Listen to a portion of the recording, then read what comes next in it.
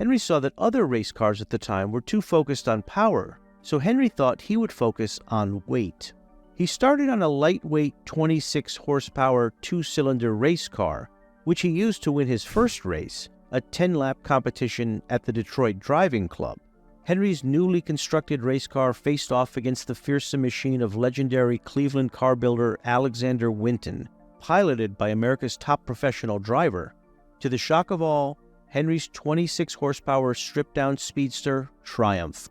And as word spread, it vaulted Henry's confidence and credibility to attempt forming a new automobile firm. So much so, in fact, that some of Henry's old investors from his first company, including Mayor Murphy and coal baron Alexander Malcolmson, reapproached him to create a second company, which they called the Henry Ford Company.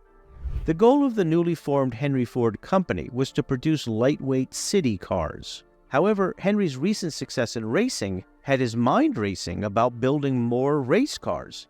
And so very quickly, just like his first failed company, Henry was at odds with the shareholders of his namesake company.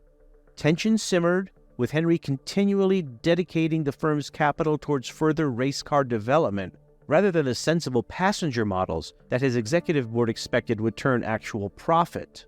Once again, investors were extremely frustrated with Henry Ford and eventually replaced him as chief engineer. Thus, Henry Ford left the Henry Ford Company.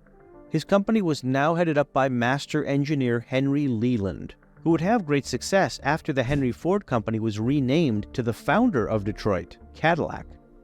Henry Ford had two failed businesses, but he wasn't going to give up that easily. He continued to work on race cars, and in 1901, he created the groundbreaking 80-horsepower Ford 999. And 2 years later, his next car broke all American driving records with a top speed of 56 miles an hour.